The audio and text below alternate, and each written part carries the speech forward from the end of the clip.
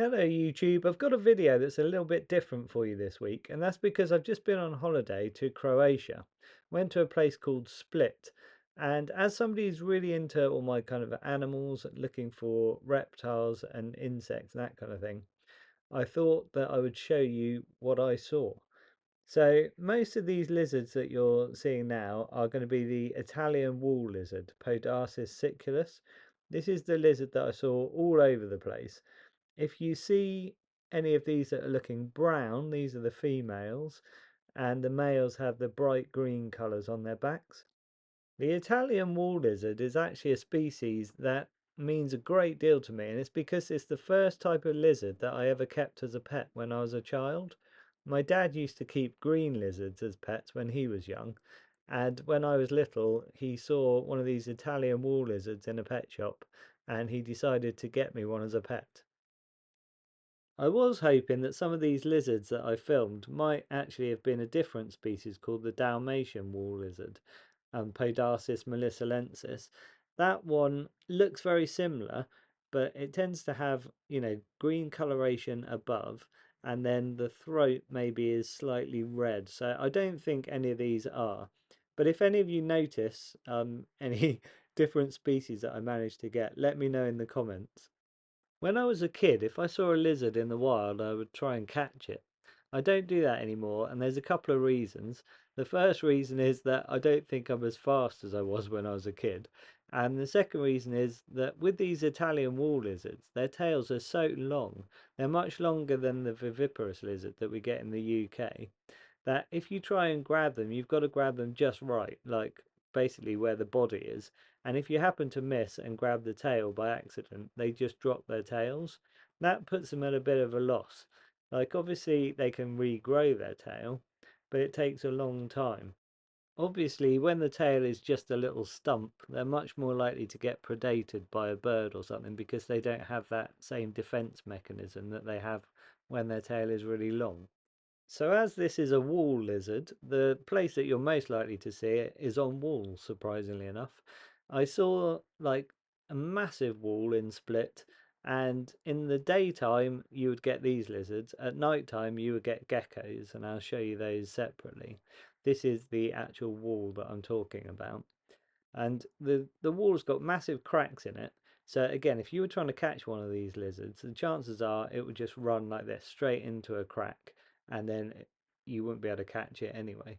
Sometimes they run into a crack and then they just have their tail sticking out, and obviously that is a no-no. You can imagine somebody trying to get the lizard out by grabbing its tail and pulling it, and it's just going to again drop its tail. I also saw a lot of these lizards just on logs, but also in trees and surprisingly high up. I can remember when I was a kid, I went to Florida and I saw a lot of the anole lizards that have these little kind of throat flaps that kind of flash a bright red colour. The actual lizards are green, but they would be right up in trees, and these kind of reminded me of that when I saw them right high up in a tree. I did hope to see the much larger green lizard Lacerta viridis, but I didn't manage to see any of those in Croatia, which is weird. I saw a lot of them when I was in France on my honeymoon, but not here, unfortunately. By the way, I tried to leave some of the background noises in this video, and what you're hearing is the cicadas. Now, when you're actually in Croatia, the cicadas are pretty deafening. They're really loud. It's a real continuous noise, but it has that sort of, real kind of tropical kind of sound to it. And I really love it. Cicadas, there are literally thousands of them everywhere. I'll show you some footage of the cicadas later. It's probably worth mentioning that there was a bit of a heat wave in Split while we were there. It was about 34 to 36 degrees most of the time, and even at night time, where you would expect the temperature to drop, it didn't drop by very much. So it's still way over 30 degrees even at night time. This is a particularly nice looking Italian wall lizard. Managed to zoom in on him. So again, it's worth trying to see if you can spot him from a long distance before I zoomed in.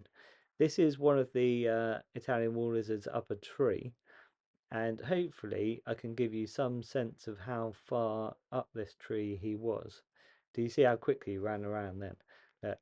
Here's one up a tree, And then I think on one of these clips I kind of zoom out a bit so you can see just how far up the tree he was. A really long way, like you'd have no chance of trying to catch him because he's just too high up. It's a really sort of safe place for him to be. Look how far up that tree is. Right, I've got a bit of footage coming up of a black squirrel, and this was a melanistic red squirrel, Sciurus vulgaris, as opposed to the eastern grey squirrel, Sciurus carolinensis. So if you look out for this, when I first saw the black squirrel on a tree, I just saw this black ball, and it was like a little fluff. You can see it there, little fluffy ball is all I saw to start with, and that's the only footage I managed to get. So I slowed it right down and zoomed in on it, and this is what you can see. You can just about make out that he's got a light coloured chest, and the ears are much kind of longer and tuftier. That is the sign that it is a red squirrel and not a grey squirrel. Right, this is a typical bit of coniferous forest, and I've just put the volume of the cicadas back up to the normal level, just to give you an idea of what it was really like. Pretty deafening, huh? I mean, there must be hundreds, if not thousands of them. What you're seeing here are all the shed skins. So the cicada spends its life underground as a larva for a couple of years, 2 or 3 years, and then it hatches out and climbs up a tree and sheds its skin. You might have heard of the periodical cicada that comes from America. That I think is underground for more like 17 years, and then they all hatch out together and you get almost like a plague of cicadas. With these guys, they stagger their hatching, but you can see when they hatch out, they're pretty big. They're about an inch and a half, 2 inches. And by the way, this species is called Cicada ornis. When you get really close to them, like I am here, they get a bit freaked out sometimes and then they fly directly at you. And I got hit in the face quite a few times by these things. They're completely harmless, apart from, I suppose, if you tried to grab them. They do have a long proboscis, which they use for kind of sucking the sap out of the tree. So they could jam that into your hand, and I suppose that might hurt a little bit. Um, this is some footage of a female laying her eggs. You can just see her abdomen pumping. She's got a small point on the back called an ovipositor, and she jams that into the bark of the tree, and then she lays her eggs in the bark. When they fly, they tend to fly just a few meters onto the next tree. Okay, this is a poor cicada that was hatching out at night time, and obviously all its juices were quite a nice thing for the ants to be feeding on. So all of these ants crowded around it while it was hatching, and I think they will end up eating this poor cicada as it hatches. Talking of poor cicadas, check out this one being eaten alive by a praying mantis. So this is where the praying mantis gets its reputation from as being quite a formidable creature. You can see this is just the common European mantis, Mantis religiosa. It's your typical mantis when you think of a praying mantis. And they're everywhere in Croatia. I saw loads of them. But you can see here that, like I say, it's eating it alive. So it hasn't bothered to eat the head of the cicada. It's just grabbed it. It knows that it's got it in a good grip and it's just eating it. And this is, remember, like when you get like a female praying mantis eating a male praying mantis, that's exactly how they do it. This was me sitting underneath a fig tree and I suddenly looked over and I was like, oh look, can you see it? Keep looking. Underneath this fig leaf here, there's another praying mantis, a nice bright green colour one. In other places, you might expect to see them sunning themselves to warm up, but here in Croatia, they're underneath the leaves, trying to keep out of the full sun. I took the leaf off so that I could photograph it. Okay, this is this big wall again, which is used by the Italian wall lizards during the day, but it's also used by other things, like this is a little jumping spider. I'm not sure what species it is, but he was really cool. I was watching him for a while. This is probably the coolest spider that I found on the whole trip. This is the green crab spider, Herreraeus hirtus. It's like a really hairy spider, as you can see, but it's got these really cool markings as well, like that white triangle on its abdomen. I just found it on this plant, and you would expect this to be like in the middle of nowhere, but it wasn't. It was just on the edge of a road. It seemed like a really kind of dangerous place for it to be, but I just thought it was a really amazing looking spider. I'll show you what she looked like when I put her back on the plant, and you can see her in context where she was. This is the edge of the road here, and loads of cars were parking along here as well. But there she is, and she just hides under a leaf waiting for something to come past that she can ambush. Okay, also on the same edge of the road was this plant, which is a squirting cucumber, Ecballium elaterium. And the little yellow things that you're seeing in there, they're spiky, and I thought they were little spiky caterpillars at first, but I looked at them more closely and I looked around and I figured out that they are bryony ladybird larvae, Henocephalacna argus, which is a really cool little species. I just love these larvae. They're so bright and colourful. And I'll show you in a second. You'll see that what happens is these guys shed their skin and they turn into a pupa. So here you go. You can see the little white skin coming off. And then you can just about make out an actual ladybird on that last leaf. Right, this was a fennel plant and it was right through a fence, so I couldn't get to it. But I zoomed in with my camera and I found this minstrel bug, Graphosoma italicum. Really nice black and red stripy bug. Right, the crows that we were seeing here and there are called hooded crows, Corvus cornix. Here's one, really handsome looking bird. The bird that I was most excited to see, though, is called a hoopoe. If you haven't seen this bird before, it's an amazing looking thing. The scientific name is Eupupa epops, which is a pretty cool scientific name, I think you'll agree. So I saw this one in this park and I zoomed right in on it like this and I was like, yes, I've managed to get it on film, I've managed to find this thing. My uncle told me about one that flew into the UK, and apparently loads of bird watchers went mad and drove for miles to try and find this thing. And it's quite a rare thing to find in the UK, obviously, because it's a rare migrant. But here in Croatia, it appears that it's quite common. But anyway, I zoomed in again, like I found it, flew from one tree to another, and I zoomed right in and saw that it was actually a pair. And I was like, excellent, I managed to film a pair of hoopoe. I was really chuffed. And I kept on filming. And anyway, eventually they fly out of the tree down onto the ground, and I follow them with my camera. And I was able to get reasonably close to them and get some reasonably good footage. Still a bit shaky because I'm zooming in, I suppose, from a little distance. But here they are on the ground. When they're on the ground, I was quite surprised. They just act a little bit like woodpeckers. I just love the combination of the orangey kind of head colour and then the really kind of striking black and white down the wings, and obviously this really curved beak, but also they've got this head crest, which every so often when they kind of get startled and fly off, their head crest goes up. And I managed to get that a couple of times. You'll see that in a bit. Also, on a couple of occasions, one of those massive hooded crows comes right up to them, and these guys don't seem bothered at all by it.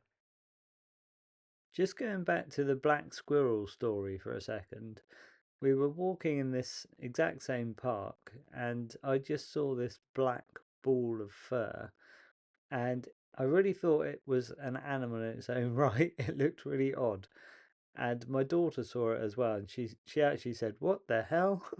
And we were trying to figure out what it was. And as I walked towards the tree, this ball of black fur just disappeared around the tree, and we were like, what is that? What the heck is that?" And then I saw the squirrel run up the tree and realized that it was a squirrel.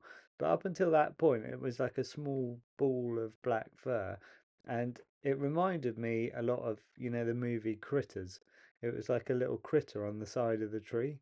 Very peculiar looking thing. It just shows though that even if you've got a really quite basic camera and you video it fast enough, if you manage to catch just a few seconds, if that, I think I only had a couple of seconds actually, but it just means that you can zoom right in and then you can figure out what it actually is that you're looking at.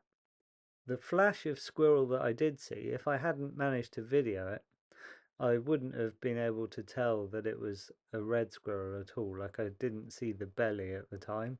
It was only because I was able to kind of zoom in and look on the video that I realized that it was a melanistic red squirrel. Okay, that was the crest of the hoopoe.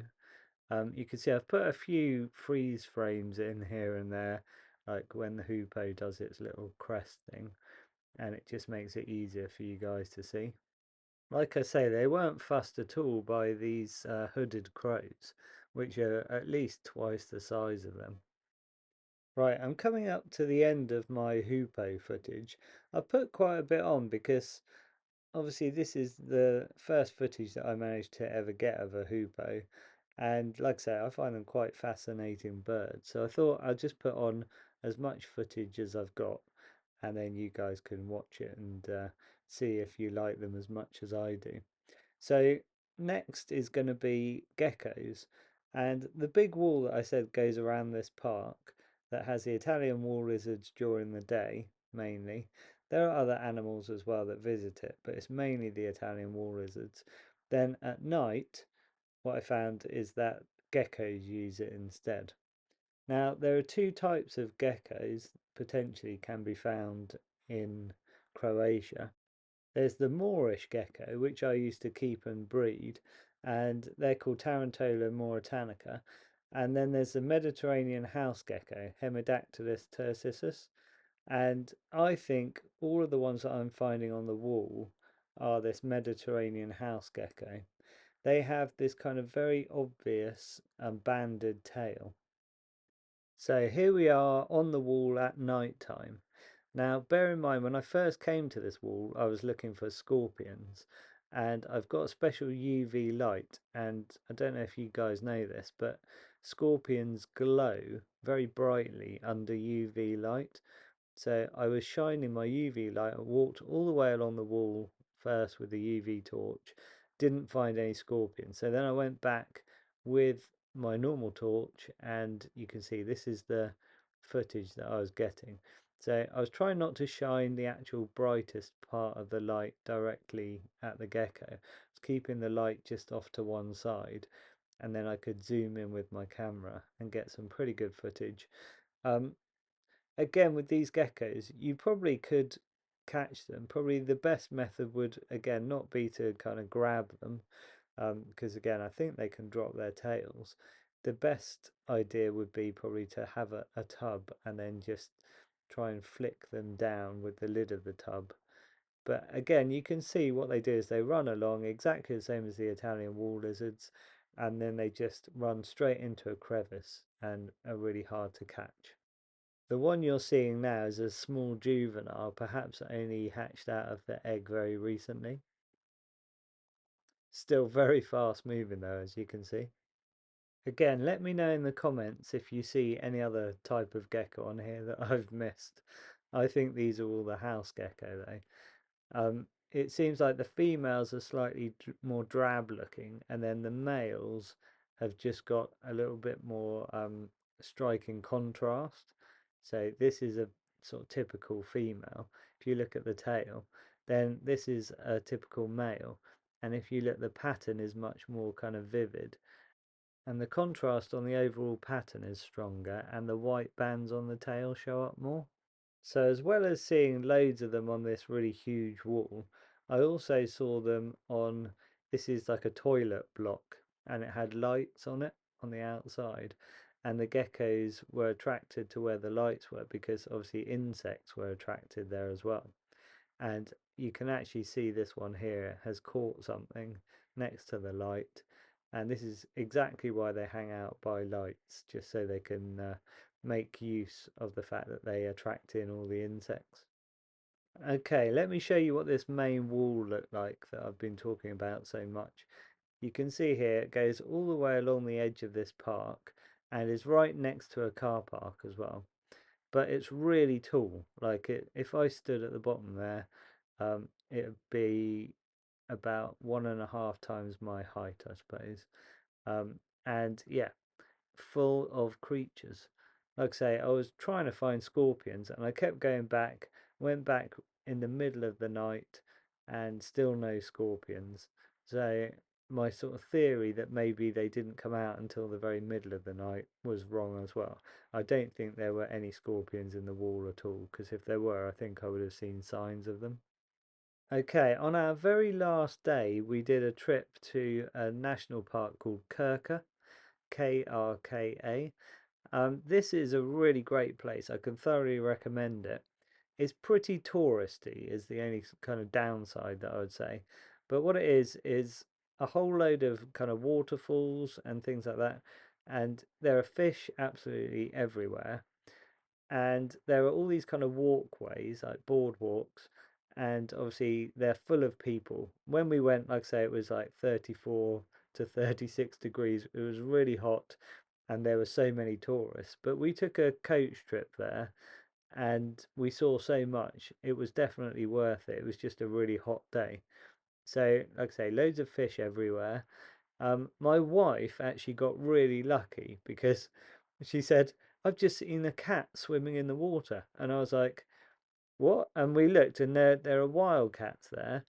But I was thinking, I don't think it's a wild cat. My wife said it was quite a big cat, and I think what she's seen is the European lynx, because I don't think wild cats would want to go in the water, but the lynx, I think, would definitely swim in the water and try and catch fish. I told her how lucky she was, and I said how loads of people would kill to see a lynx in the wild. Here's a whole load of footage of the various waterfalls just to show you how stunning a location it is. The bonus about having lots of tourists all in one place on a boardwalk, although, ultimately it's a negative thing, it's also quite good because if somebody spots something, like for example, this lady in front of me spotted a frog, and I don't think that I'd have spotted this particular frog, but because she saw it, she pointed it out, so I was able to get a bit of footage of it. And likewise, I spotted quite a few things that nobody else around me saw, and I was able to point them out. So it does have its benefits as well. If you're surrounded by other people, it's a whole load of sets of eyes that can look out for animals and point them out. So I think you'll agree that it's a pretty stunning location. There are insects flying about all over the place. I managed to get some footage of some of them. Here's my family enjoying the heat and the waterfalls. There were quite a few caves and things around as well. There were boards up saying what animals you could potentially see, and one of the boards had a picture of an olm on it. And olms are found deep down in caves. I think they're pretty tricky to see. Here's a tadpole that I spotted.